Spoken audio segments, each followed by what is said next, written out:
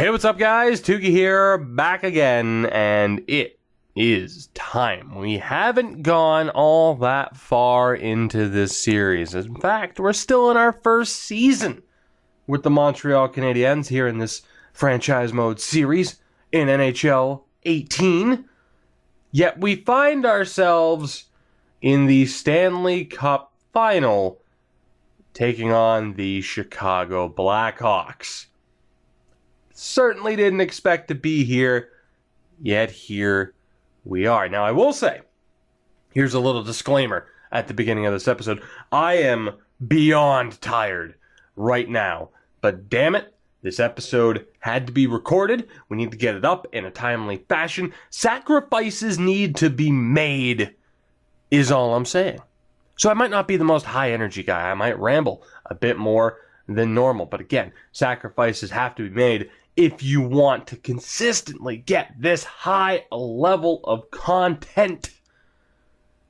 We're raising the bar. We're setting the standard. And sometimes you gotta make sacrifices to get there. Anyway, what do you say we take one more look at our lineup? We'll take a look at Chicago's lineup, and then we'll get this series underway.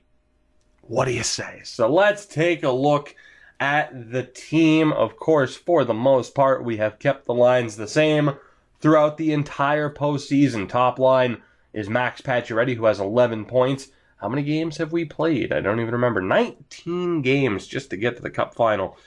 Not too bad. Game-winning goal on Patch's record. But 11 points, we need him to step up. We need him to step up. If we're going to win, he needs to get to at least the 8-goal mark, I would say.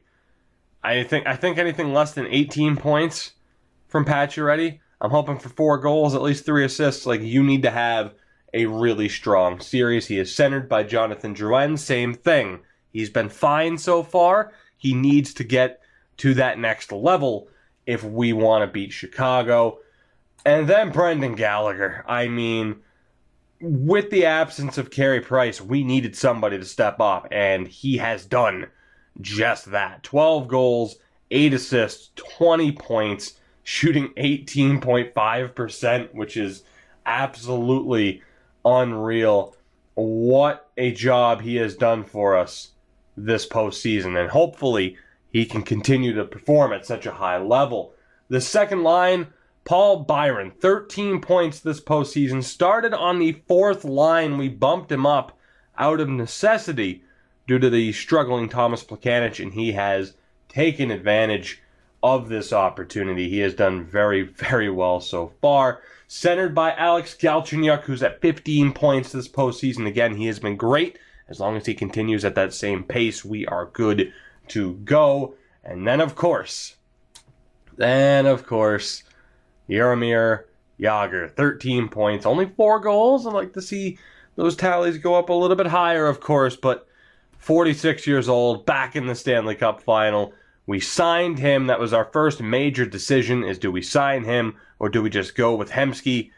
And look at where we are now. That's all I'm saying. The third line, which these 3 players, I've fallen in love with them. Arturi Lehkonen, 9 points this postseason. He has progressed really well. Centered by Philip Deneau, the overtime hero.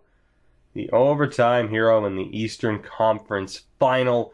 He gets that game-winning goal. And, of course, Charlie Hudon, what an effort on his part to really help set up that game-winning goal. Even though the goal itself was a little bit fluky, but hey, I'll take it. And again, I love that third line. Their numbers might not be out of this world, but they've been great for us all season long and all postseason long. And then you have the fourth line.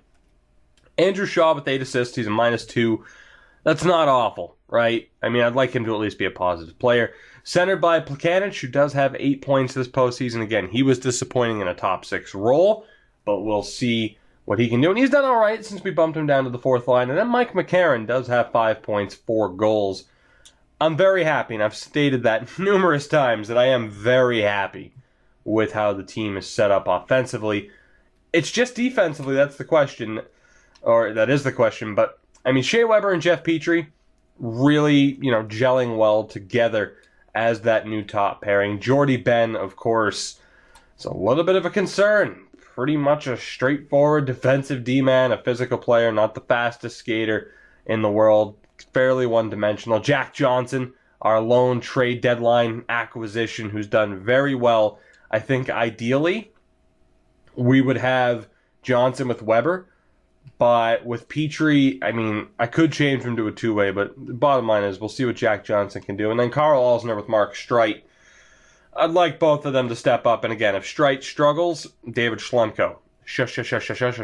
David Schlemko will step up. But the key, the most important factor in all of this, and the man that gives us the best chance to win, is Carey Price, who returned from injury just in time for Game 7, and he shut the door, to say the least.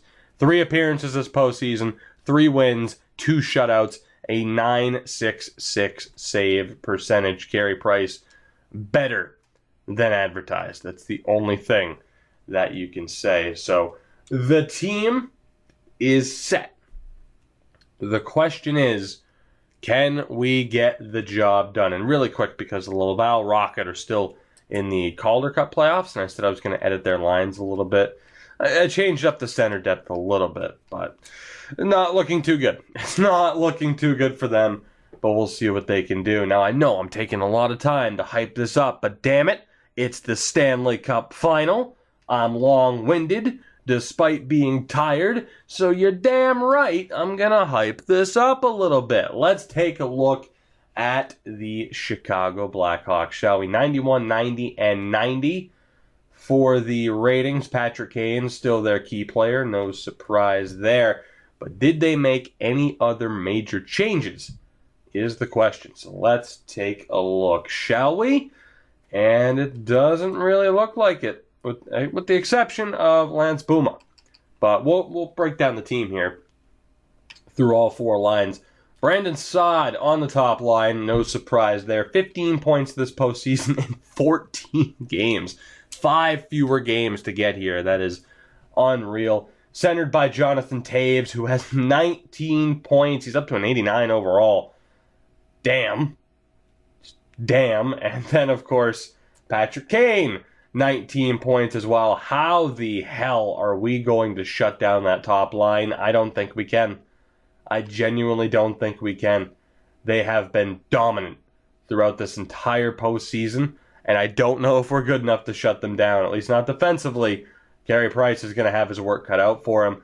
The second line is Richard Panik, who has 10 points, centered by Artem Anisimov, 10 points as well. And Marian Hossa. That's right, we didn't take him out. Whether or not we remove him, from Chicago for the second series, we'll see. I didn't remove him this time out. Kind of regretting that decision. He has 12 points so far. Hell of a second line as well. Third line, Patrick Sharp has 10 points, because of course he does. Centered by Nick Schmaltz, who, again, is doing well. 11 points as a +7 this postseason. Tommy Wingels, 1 goal and 10 assists. 11 points for third liner Tommy Wingels. My God. And then the fourth line, Lance, I think it's Bouma. I don't remember. Last time I said Bouma, and people are like, oh, no, what's this? And I don't remember if people were saying it's Bouma. I'm tired. Who cares? Centered by John Hayden and Ryan Hartman. It's the last man in this lineup. 5 points so far this postseason. Bottom line, it's a dangerous team. They're the Chicago Blackhawks. Not surprised to see them here. Very scared, though, to see them here. Defensively, though, is where we maybe might be able to even this out. Now, that top pairing, obviously, I mean, it's Duncan Keith, 9 assists this postseason, and Brent Seabrook. That is scary to deal with. But then it drops off, kind of. You have Michael Roosevelt, 77 overall, 39 years old, but he's a +15. Holy shit. As is his partner on that second pairing, Connor Murphy. So I was thinking Roosevelt might be a bit of a weakness. He is not. He is a +15. That is unreal. And then we get to the third pairing, which I really thought, we're going to be able to take advantage. 2 minor top 2 defensemen. +5 for Michael Kempny at a 75 overall, +5 as well for Victor Svedberg. So the 3 weak links of that defense, Roosevelt, Kempny, and Svedberg, haven't been struggling. So whether or not we can take advantage of them, I don't know. The goaltenders, Corey Crawford, 14 appearances, 12 wins, a .941 save percentage. They don't have any injuries. Tutu, Yurko, and Billy Polka are healthy scratches. I don't know what else can really be said. I'm scared of that offense. You'd like to think we'd be able to capitalize on a bit of a weaker defense, but 3 teams have tried. 3 teams have failed. Will we be the 4th, or will we end this episode as champions? Now, the good news is Laval managed to win a game, so they're not going to get swept. So that's great. But it is time. It is time. Game 1, of course, somehow, despite missing out on that division title at the end of the season, we have home ice advantage. What can we do with it, though, is the question. So let's go. First period of Game 1 in the Stanley Cup Final. And that could have been worse, but still isn't great. Patrick Kane and Jonathan Toews. Now, Jágr scored with 25 seconds left, but we outshot them 13-5. 2 goals on 5 shots for Carey Price, both from that top line, as you would kind of expect. But thankfully, a big-time goal from Jaromir Jágr gives us a little bit of life in this game. Second period, will there be a drastic momentum swing? There will not be. It is a scoreless period. Shots now 23-16 in our favor, but we are still down by a goal as we start the third. Let's do this. Early power play opportunity here. Can we make the most of it? It's a long power play opportunity, and then Saad scores right after Marian Hossa scores. I talked about a momentum swing for the second period. It was a little bit delayed. The momentum swing happened in the third when we were unable to capitalize on a massive power play. And then Saad and Hossa 12 seconds apart. That was the dagger. Saad ends up with the game-winning goal. Pacioretty does get at least one more back. So I'm glad he was able to score. But we just dropped Game 1 on home ice. 4-2 final, despite outshooting them 34-22. So a disappointing game for Carey Price, a solid game for Crawford, 32 saves. And then that top line, Saad, Toews, and Kane.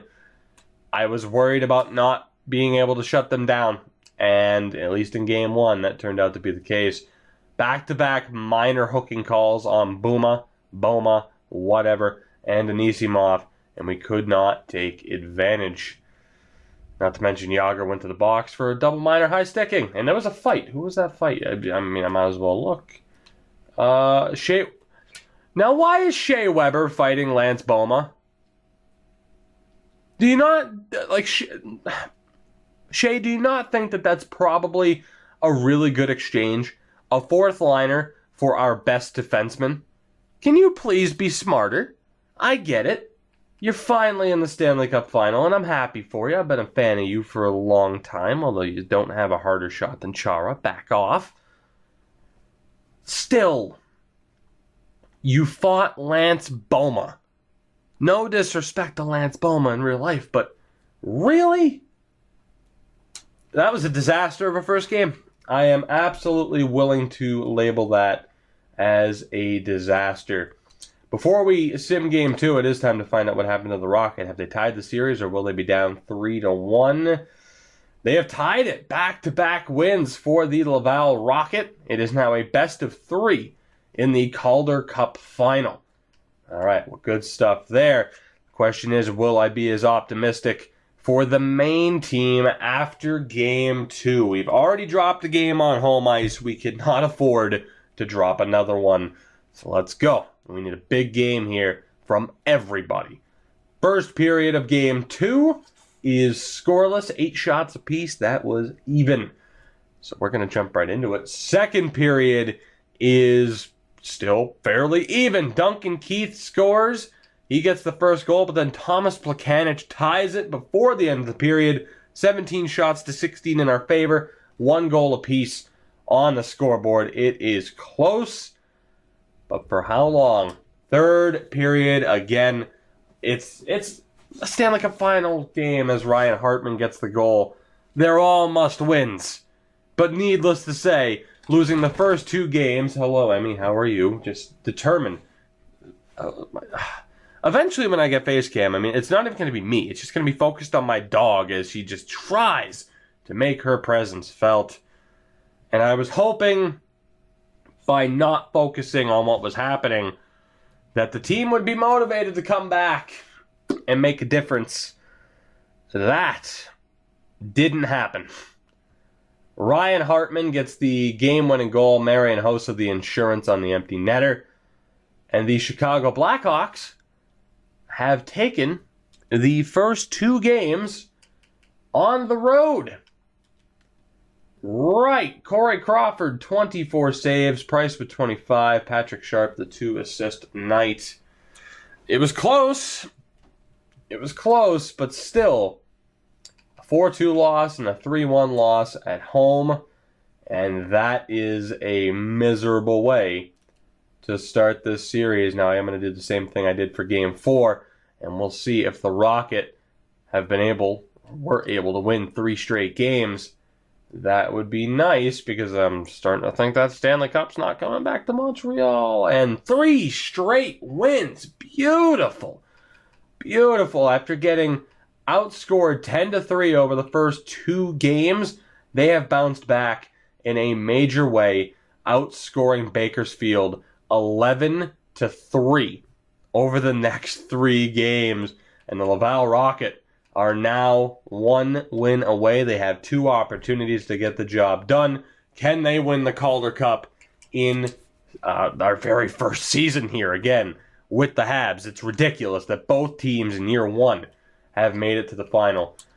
However, back to a more pessimistic attitude here, as we need to change something up. We have no choice. Something has to change to try and spark this team. And as far as what that is, it might be as drastic as splitting up that third line. And I think that's exactly what I'm going to do. So the new top line is going to be Pacioretty, Galchenyuk, Yager. Actually, no, you know what? It's going to be Pacioretty, Drouin, Yager, Lehkonen, Galchenyuk, Gallagher, Byron, Deneau, Houdon, and then, of course, the fourth line will remain the same. So we are changing things up here a bit. Yager to the top line, Lehkonen to the second line. Byron gets dropped as well, and we'll see if that works out. I don't know if I have the utmost confidence in those moves, but we got to go for it. And again, man, that third pairing's getting ripped apart. I mean, Jack Johnson's doing all right. Everybody else, not so much. So we're going to put Alsner back with Johnson. And again, that third pairing, it's just, oh my God, the depth in our defense, it's just not there.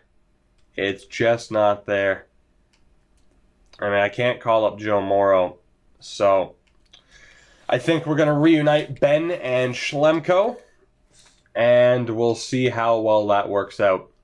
So that third pairing is definitely a target. You'd like to think their third pairing of Kempney and that damn bald frickin' frickin' Harry Potter looking son of a bitch. You'd like to think that they'd be the weakness, but they'd be the weaker, or at least the weakest defensive pairing in this series. And so far, that hasn't been the case. And now we get to go to Chicago for Game 3. And if we lose, we are screwed. Flat out. End of story, screwed. So let's see if we can battle back here. It's not over yet. One game at a time, right? Just focused on the task at hand and win this next game. First period is scoreless. Outshot them 14-5, but again, I consider that a win for Chicago. They didn't give up a goal. So a hell of a job done by Corey Crawford there. Second period, it's a goal apiece. Jonathan Taves and Charlie Hudon with the goals, 24 shots to 14. Again, Chicago, I give them the advantage right now. They're being outplayed, yet they are in this. It's a tie game as we head to the third period. Let's go. Again, it is must win. Early power play chance for the Hawks is killed off. Another opportunity here just after the 5-minute mark. Now we have one of our own after killing that off. Trading power play chances. Nobody's been able to score in this period yet. There's only 5 minutes to go. Late power play chance for the Hawks. John Hayden gets the goal. Yager ties it though. Oh my God, I thought we were done. I thought we were dead in the water. Holy man. John Hayden scores on the power play with 2:22 remaining. And then with 8 seconds left, Jaromir Jagr, in what could very well be his last chance at the cup, ties the game and forces overtime here in Game 3. Unbelievable. All right. Whew. You guys ready? I don't know if I am. Don't blink. It might end early. Let's go. Overtime here in Game 3. It's a must win. If there ever was one. Power play chance for the Hawks is killed off. Come on, can we capitalize? Power play chance of our own. And it's Ryan Hartman. It's Ryan Hartman. The Chicago Blackhawks take Game 3 by the score of 3-2 in overtime. And they have a commanding 3-0 series lead. Corey Crawford, the first star with 35 saves. Hartman, a 2-point night. Charlie Hudon was up there with a 2-point night. But the Blackhawks are just dominating.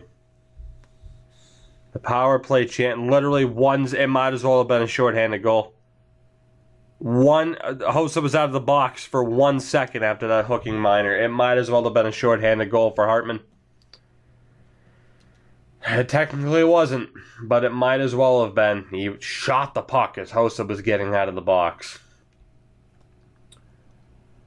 Well, I'd say our hopes lie on the shoulders of the Laval Rocket. So we'll pay attention to them as they go for their first chance at winning the Calder. Of course, St. John's fans, this one's for you. Pretty much your team. At least it was last year. As far as the team goes, I don't know what to do. I don't. I mean, Jagr scored in that game. You know what? Let's be drastic. Let's be drastic. Lehkonen, Danault, Jagr. Lehkonen, Danault, Jagr. Let's be drastic about this. Drouin, Galchenyuk, Gallagher. Pacioretty. Don't want to put Plekanec there? No. Pacioretty, Hudon, Byron, Shaw, Plekanec, and McCarron. Although that fourth line, I'm going to swap McCarron and Shaw just to give them a slightly different look. Guys, we're down 3-0 in this series. Some people have said before, like, oh, well, if you change the lines, it resets. Like, no, it doesn't reset any chemistry or anything. We're throwing whatever we can at the wall to see what sticks to try and save our season. I'm going to swap Petrie and Weber just to try and spark something else. Johnson and Alsner will just swap sides. I mean, it's the defense. Bottom line is Jordy Ben and David Schlemko, Mark Streit as well, Carl Alsner. Like, these guys are just getting picked apart. I mean, the only answer, I would think, is to have each one on their own line and to try and carry somebody else. You know what? That's what we'll go with. Alzner, Weber, Schlemko, Petrie, Johnson, Ben. And we'll see what works. And the fact is, Carey Price down to a .928 save percentage. It's just not good enough. It's good, but it's not good enough. So, before we find out our fate in Game 4, we need to at least have a positive moment, at least what I hope to be a positive moment. Let's go ahead and follow the Laval Rocket here in Game 6 as they go for the Calder Cup in Bakersfield. Let's see what happens. First period, and we get the opening goal from Matt Taormina. He scores on Jonas Gustafsson. Not too bad. Good start. Can we keep it up? Second period is scoreless. Let's go. 20 minutes away from a Calder Cup in year 1. Noah Juulsen with the goal. Pacero, doesn't matter because Torrey Mitchell gets it right back. We have that 2-goal lead. As it stands, Juulsen has the... Oh, it's over. It's over. Juulsen, as it stands, has the cup-winning goal. Oh, my God. It's a massacre. It's a massacre here in the third period. Juulsen made it 2-0. Pacero made it 2-1. And then Torrey Mitchell, Peter Holland, and Chris Terry, our veterans on the Laval Rocket, get the job done. And because there's a really good chance I'm not going to see another cup celebration, we're going to watch this one. They may win it on the road, but damn it, I'll take a trophy any way I can get it. And you're damn right, I'm going to be okay with watching an AHL team celebrate. It's an accomplishment even in year number 1. Especially, too, because think about what that team's been through with the goaltending carousel. I mean, we took Charlie Lindgren away from them when Carey Price was out. Yet, here they are, moments away from raising the Calder Cup. Zachary Fucale backstopping them to victory. I put Fucale in over Lindgren, who was struggling at a time, and that appears to have been the right decision. And again, there's really no drama to this. It's a 5-1 game. Big shot there by Mark Fane and a bigger save. We are good to go. We are free and clear. A Calder Cup is coming home to this franchise. We'll bump up the old game audio maybe a little bit too much. There we go. We'll drop it a little bit. But regardless, enjoy this. I know I am, as we are 10 seconds away. Joe Morrow's 10 seconds away from being a Calder Cup champion. That's incredible. Enjoy this, because barring the ultimate comeback, it's the only trophy we're going to see. The Laval Rocket have won the Calder Cup in their very first season. Potentially starting off a new tradition, as we also got to look at the new cup celebration, which I really wanted to see. I was hoping to not have to see it with an AHL team first, but you know what? I'll do what I got to do. And I really do like this new animation so far. This is pretty sick. But we have had, especially in NHL 17, we have had a good tradition of our AHL team performing at a very high level and finding a lot of success. And perhaps this is the beginning of something special here in this series with the Laval Rocket. Again, first season, our very first season. Apparently they had Jokinen. Wow, Edmonton, what the hell are you doing? But in our very first season, the Laval Rocket have won the Calder Cup, which is, oh, it's amazing. Embrace the moment. Enjoy the moment, because what a moment it is. Our captain, I think it's Chris Terry, if I'm not mistaken. Chris Terry raises the Calder Cup, and it doesn't give you the full celebration, but that's okay. That is okay. Zachary Fucale was the first star of the game with 31 saves, a 3-point night for Chris Terry.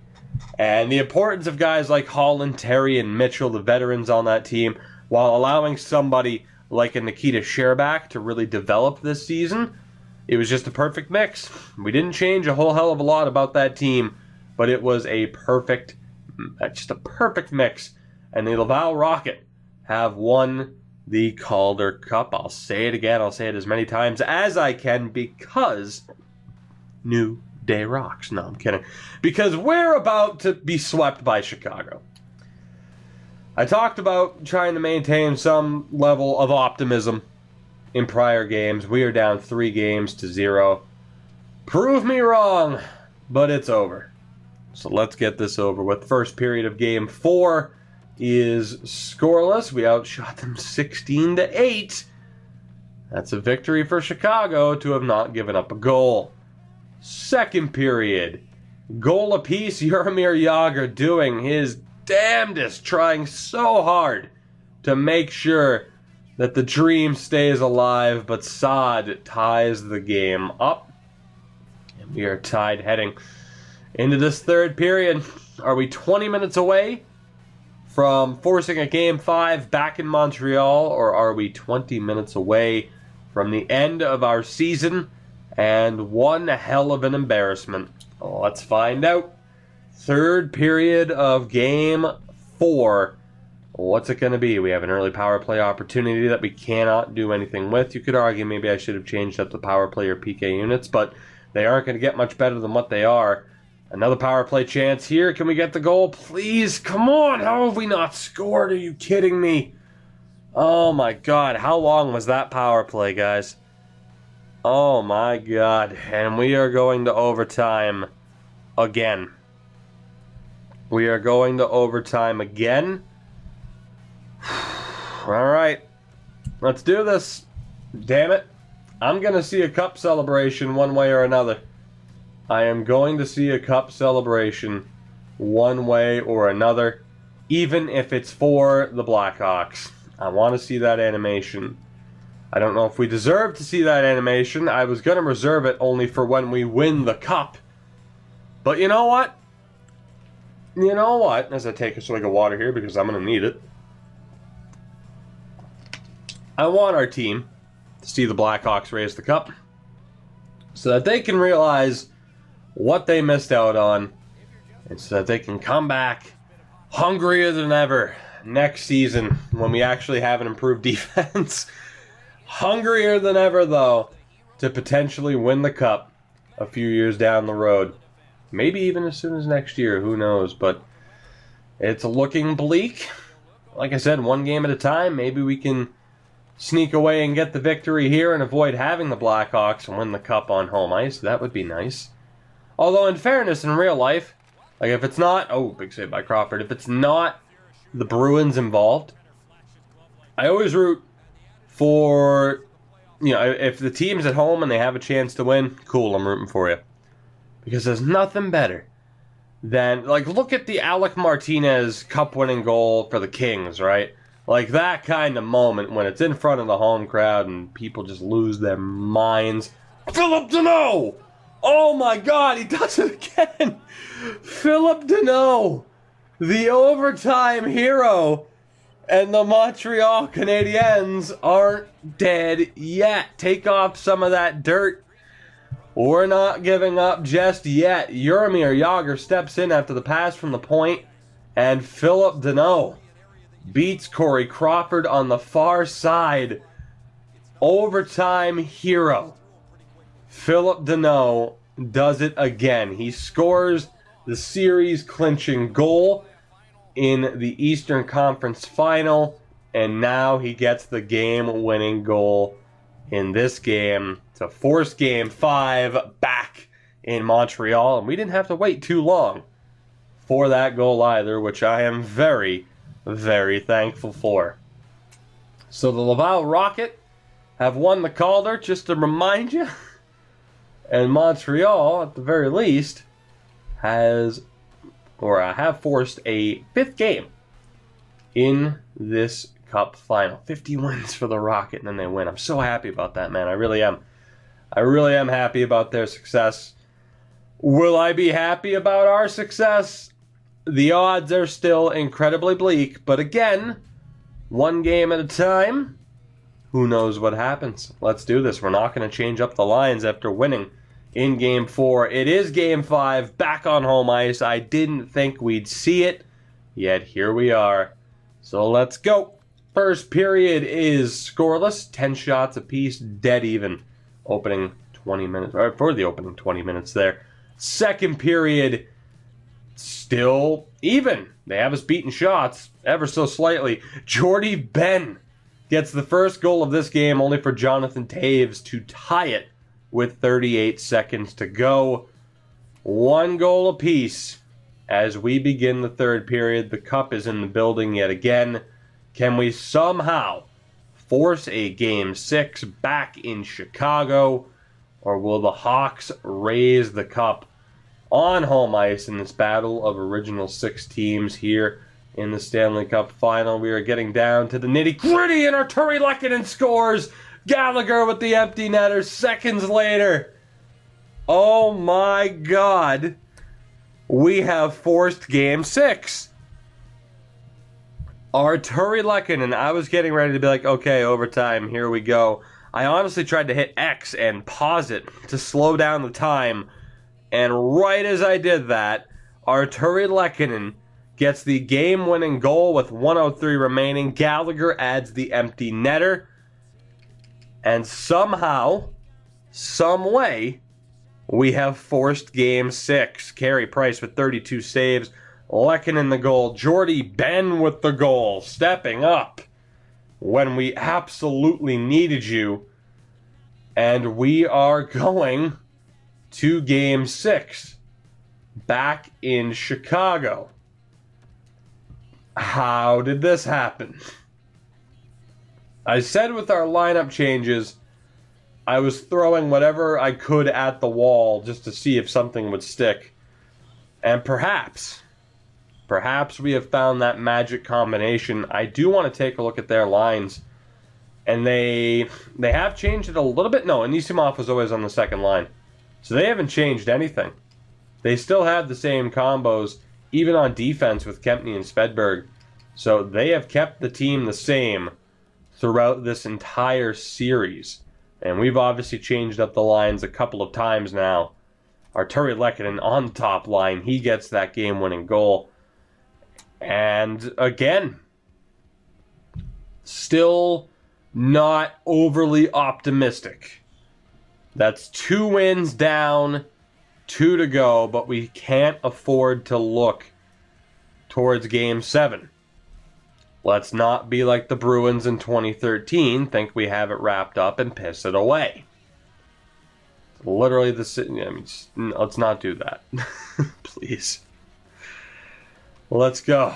Game 6 in Chicago. Will the third time be the charm for the Hawks to close out this series? Or will we somehow, some way, force Game 7 back in Montreal? Let's find out. First period, and we get the lone goal. The opening goal belongs to Arturi Lehkonen. I told you guys, we could have moved him up at any point. I kept that third line together, and when we finally separate them, Lehkonen is delivering. We were outshot 11-10, but we have that opening goal, and not the best angle for Crawford to give up a goal from. That could be huge for us. Second period, can we at least maintain the lead? We can in a way. Tommy Wingels tied it early, but Max Pacioretty was able to get the goal back. And again, we needed Patches to step up. There we go. And we have the lead heading into the third. 27 shots to 16 in favor of the Hawks. Carey Price is doing his job. We are either 20 minutes away from forcing Game 7, or we are 20 minutes away from witnessing the Chicago Blackhawks raise the Stanley Cup. Let's go. Third period of Game 6. A lot of early momentum for the Hawks with the shot counter, and Marian Hossa strikes on the power play to tie this game up. We're halfway through the third. Another power play chance for the Hawks. That's killed off despite it being a 5-on-3, and Arturi Lehkonen strikes again. Charlie Hudon strikes. Oh my God, please. Saad scores a minute, 1 second later. Can we hold on? Charlie Hudon again. Oh my God, the kids are all right. Whoo. Oh my God, we have forced Game 7. I can't find the words right now, guys. Wow. Let's recap Game 6, shall we? Arturi Lehkonen gets the opening goal.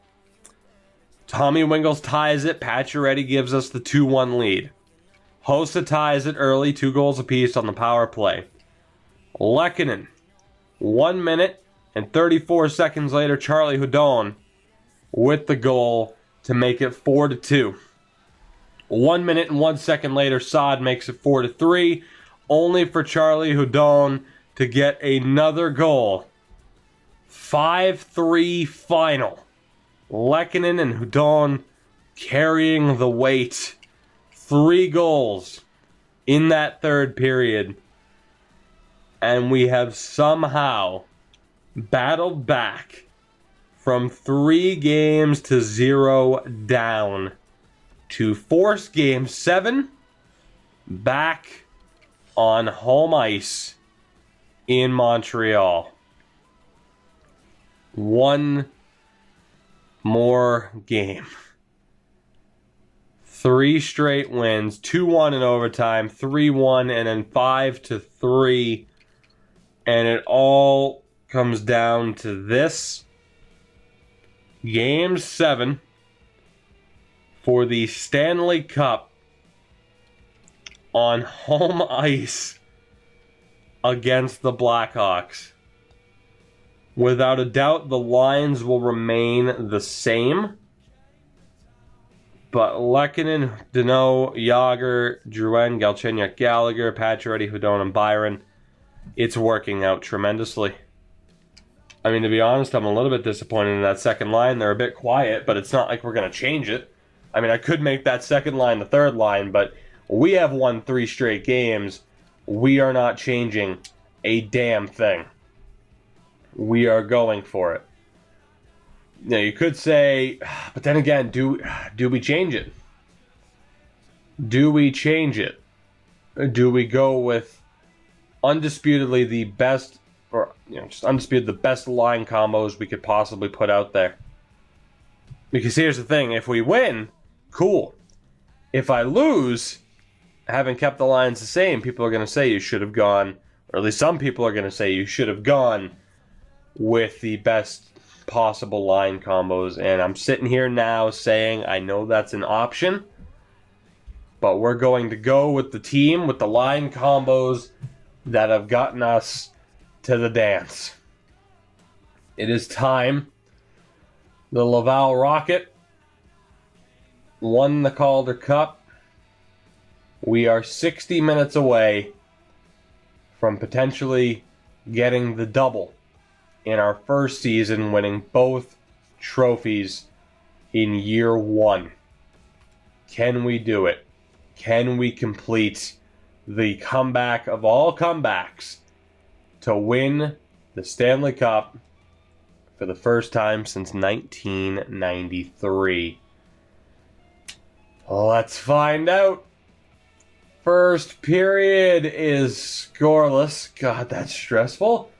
11 shots to 7 in our favor. Not too drastic of a number to say that's a major victory for Chicago, but it is still a victory.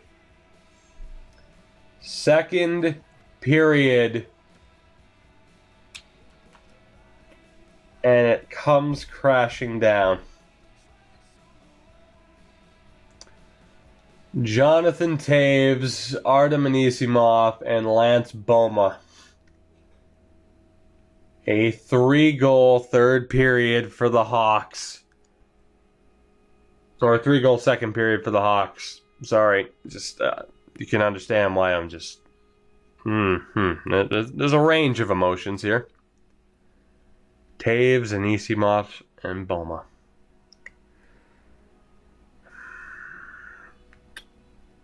All right. Third period. We've come back from 3-0 down in the series. Can we do so in Game 3 itself and really replicate the Philadelphia Flyers? Now, we killed off a massive power play, but we are halfway through the third period already. Corey Crawford shutting the door until Max Pacioretty gets that goal. He at least ruins the shutout with 5:44 to go. 3:32 on the clock. Can we find a way? And you know what? We're going to intervene right now. We are going to intervene right now. Again, on home ice. And here, you know what? I always forget to hit computer versus computer game. Can this team somehow, some way, complete this comeback? Or are we going to fall just short?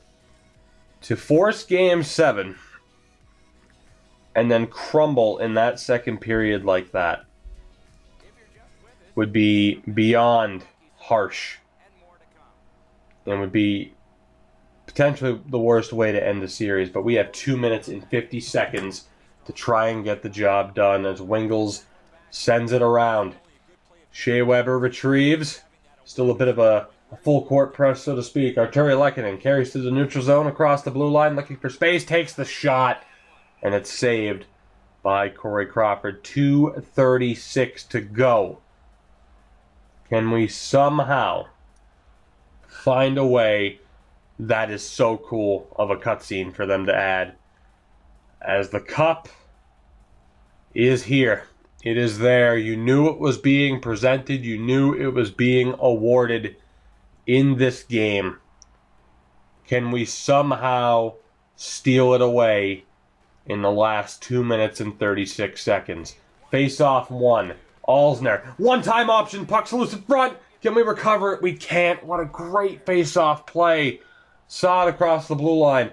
Over to Kane. Takes the shot. Shoulder save by Price. Puck thrown back in front. It's knocked down. Alzner for Lehkonen. 2:17 to go. Arturi Lehkonen looking for space. It's Alzner. Takes the shot. Blocked down in front. Saad can't get rid of it. Weber turns it over to Kane. Still battling for it. It's Jaromir Jagr. Could this be his last NHL game? Gets it to Weber. He loses it to Saad. Gets the puck for Kane. Battling with Jagr, who recovers under 2 minutes to go. Philip Deneau tries to get it to Lehkonen. He loses it to Patrick Kane. Weber gives chase as Kane goes across the blue line, looking to recover. Kane finds Keith. Down low for Artem Anisimov, looking to cut in, pass for Richard Panik, and a big save at the doorstep by Carey Price. Puck thrown back in front, it's chopped down. We have a broken stick on the ice for, I believe, Paul Byron. Patrick Kane having trouble. That's actually Philip Deneau. Gallagher for Lehkonen, still on the ice. Can he find space to take the shot? A lot of traffic. Duncan Keith is there. Puck is still loose. It's a scramble. Gallagher battling Panik for it. It's Galchenyuk's shot that gets knocked down. Back in front for Gallagher. The shot is blocked. Battling for space. And the Hawks come up with it. 1:09 to go. Richard Panik carries in and gets the puck deep. Looking for space. Looking for a pass. The power move and the shot goes wide. We have 1 minute to go. Nick Schmaltz steps in. And he scores. And the Chicago Blackhawks will win the Stanley Cup in 7 games over the Montreal Canadiens. The power move by Schmaltz to cycle back up to the top, step back into the slot. Nobody could get there. And Carey Price gets beat low to the short side. And that will do it. A comeback of epic proportions, what would have been the greatest comeback in the history of the NHL playoffs. And it's denied by a team, as Paul Byron gets leveled. It is denied by a team who were out to prove that their dynasty wasn't yet over. Pittsburgh Penguins win 2 cups in a row. Are the Chicago Blackhawks done? Well, at least in this series, the answer is no, as they will win yet another cup. Pacioretty's shot is saved by Crawford. 22.3 to go. You see the top 10 in goals. Taves up there. Hossa, Kane as well. Gallagher led the postseason in goals, but it just wasn't enough. Defensive zone draw win. Svedberg back for Kempney. Breakout pass for Lance Boma. Of course, Price hasn't vacated. Puck in front is knocked down. 10 seconds to go. The Blackhawks will win the Cup in Montreal in Game 7. Plekanich's shot is blocker down, and there you have it. There it is. The Chicago Blackhawks have won the Stanley Cup in 7 games. What a ridiculous postseason that was for this team to run. You know, we throw away the division title at the end of the season. We play Ottawa in the first round. We lose Carey Price during Game 2, but we battle back. We stay alive. We beat the Flyers. We beat the Rangers. Carey Price comes back and wins Game 7. We get to the Stanley Cup Final. We lose 3 straight games to start the series. And then we start to come back. We win Game 4. Game 5. Somehow win Game 6. To force this Game 7 and fall short is still... It sucks, man. It's heartbreaking. Jonathan Taves is awarded the Conn Smythe. 27 points this postseason. That would have gone to Gallagher. Or Carey. And there it is. The Stanley Cup being presented center ice in Montreal. Marian Hossa, Patrick Kane, Jonathan Taves. Brandon Saad returns. And he gets another one. Fair play, EA. The full animation, the full, the cutscene to it and everything. It looks fantastic. I can only wish that was us right now, though. And again, I was so tempted to avoid this cutscene until it was actually one of our teams raising the cup. It's funny that John Hayden gets the cup that quickly. I'm sure he'd be one of the last in line. No disrespect. No disrespect to John Hayden and Svedberg as well. No, Roosevelt. Okay, didn't know Roosevelt was that bald, but there you go. Point being, I wasn't sure if I wanted to watch this until we earned the right to watch it. But hopefully, we can make the right changes in this next off season to get back to this point sooner rather than later. Whether or not we'll be able to do that, who knows? We have a couple of decisions to make in the upcoming off season. Do we try to retain the services of Jack Johnson? Do we look to the open market instead?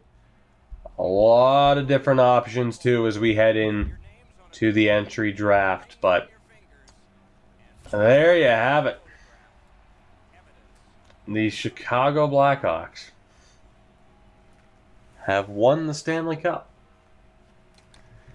in 7 games. And this marathon of a Cup Final video is just about at its end. We'll do the full deal here to set up the draft for the next episode. Philip Deneau sprained his MCL during that game, which, again, is extremely disappointing. It was a great season for us. Again, to have one team make the final and then another, one team makes the final and loses, the other wins.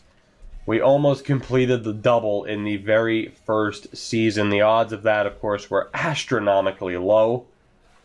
The good news is we don't have to take a look at the Cup-winning team because we very well know what the Cup-winning team looks like. But let's take a look here. The playoff tree, I mean, you already know it, but...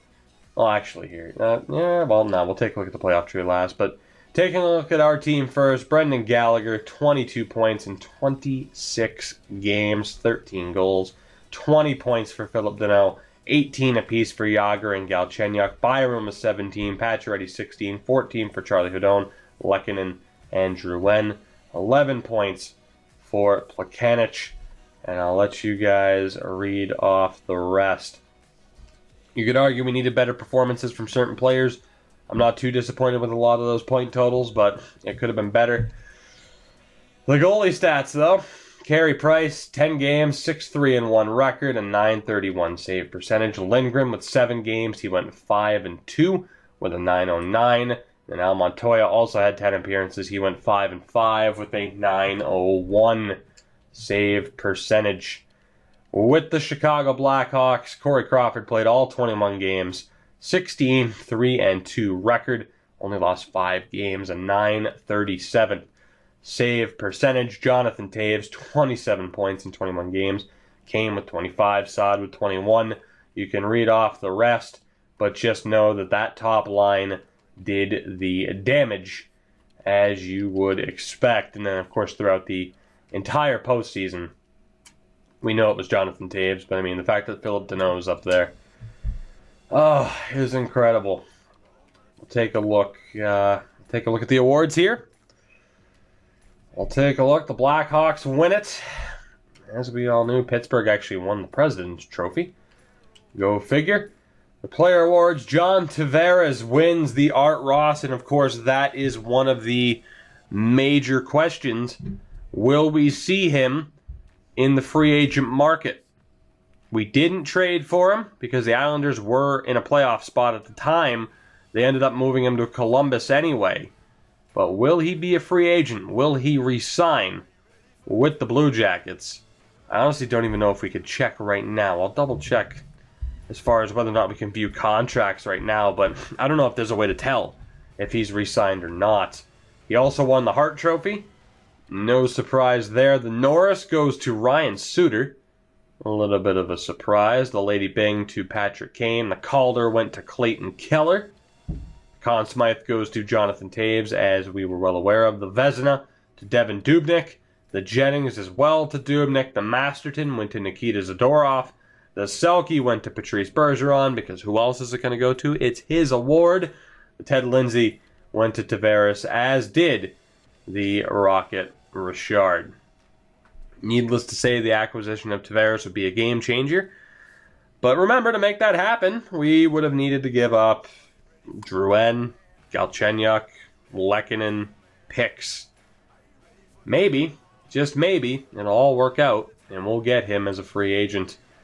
Down in the AHL, Nikolai Goldobin put up the most points for Utica. He was also the league MVP. Forsbacka Karlsson for the Providence Bruins put up the most goals. He was also the Rookie of the Year. Colin Miller, was the Defenseman of the Year, the Eddie Shore Award. The Goaltender of the Year was Michael Hutchinson. And the MVP of the playoffs was Torrey Mitchell. Torrey Mitchell, the MVP of the playoffs. Goldobin takes home a little bit more hardware. Chris Butler and Garrett Sparks also getting some personal awards. Guys, you in particular, just you. No, I'm not even talking to the group as a whole. I'm talking to you in particular. Well, actually, really quickly, hold on. Do we have a way to see if Jonathan Toews signed an extension? It might take away from a bit of the drama, but I'm intrigued to find out if he has signed. I don't see him as a pending UFA. I'm looking at the Islanders. What am I doing? Again, tired. I said that an hour ago. Columbus. As it stands, John Tavares has not accepted a deal from what we can tell. So maybe, just maybe, he hits the open market. But I can't guarantee the next episode will be the entire off season. It might just be the draft. It depends on how that particular video goes. And actually, really quick, let's not shun the Rocket here. Let's take a look. Torrey Mitchell, 24 points in 25 games. Terry with 23. Holland with 20. Sherbak, 19 points. What a player. Will more than likely make the NHL team next year as you get a look at the point totals. And, of course, the goaltending. It was a bit of a carousel. But in the end, Zachary Fucale led them to victory. So that could be a promising sign for his development in the future. As we end this video, this marathon, I thank you guys so much for going along for the ride with me. That was a very interesting episode. I feel like it'll be a pretty memorable episode as well as we end the first season in a pretty disappointing way. It was crazy to even get there. I mean, the fact is, that was a Chicago team that had only lost 2 games. They swept 2 series en route to the Cup Final, and we took them to 7 after being down 3-0. Say what you want. You can hype it up. You can spin it any way you want, but we still have work to do, as you would have expected. And the retooling to be right back here next year, only with a different result. That work begins in the next episode. So let me know. Let me know what you thought of this episode down in the comments below, what you think we should potentially aim to do in the upcoming offseason. A player who you'd like to see go. Any and all suggestions, feedback, whatever. You can tell me I'm great. You can tell me I'm terrible. You can say you should have done this, you should have done that. Hey, any and all feedback is more than welcome. I'm still appreciative that people watch my videos to begin with. And if you are new here, I do thank you, because we have gained some subscribers lately. And again, whether you've been here for 2 years or 2 days, I love you all the same. Kind of. I mean, I have some favorites, but it's like children. You can't say like, oh, I like this son more than this son. I mean, you do, because David's a douche. But you're not going to say that in public, right? Did I mention I was tired an hour ago? Guys, thank you so much for watching. You know what you have to do to support the video and the channel, aside from just watching, if you haven't already. Links, of course, are in the description for Twitter and Twitch. And until next time, guys, Season 2 begins in the next one. I hope to see you there. Have a good one. Take it easy. And we blew it, didn't we?